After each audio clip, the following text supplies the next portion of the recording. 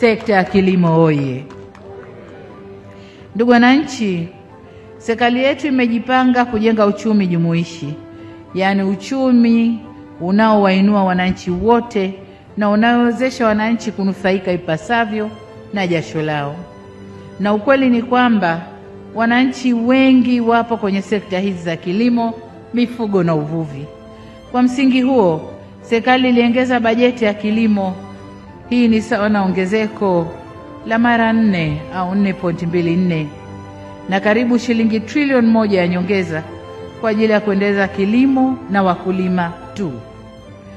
Kilimo ni uti wa mgongo wa uchumi wa Tanzania.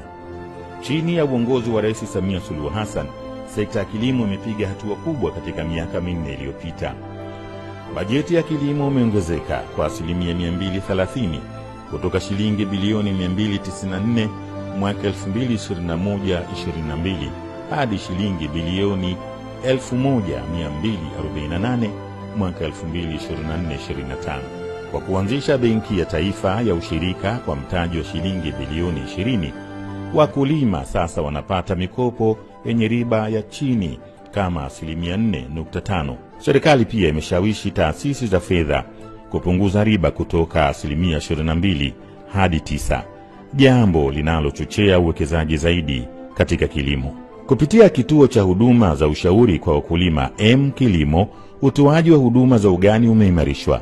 Pia sekta ya kilimo imefungamanishwa na viwanda, ikiongeza thamani ya mazao yetu. Vile vile, mauzo ya mazao ya kilimo nje ya nchi yameongezeka maradufu kufikia dola bilioni 2.3 na kuimarisha nafasi ya Tanzania kwenye soko la dunia.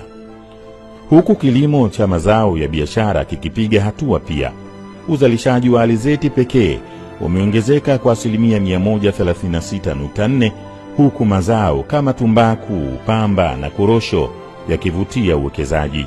Kupitia programu ya Jenga Kesho Iliyo Bora, vijana 686 wamepewa mashamba kwa ajili ya kilimo biashara, wakijenga mustakabali mzuri wa maisha yao.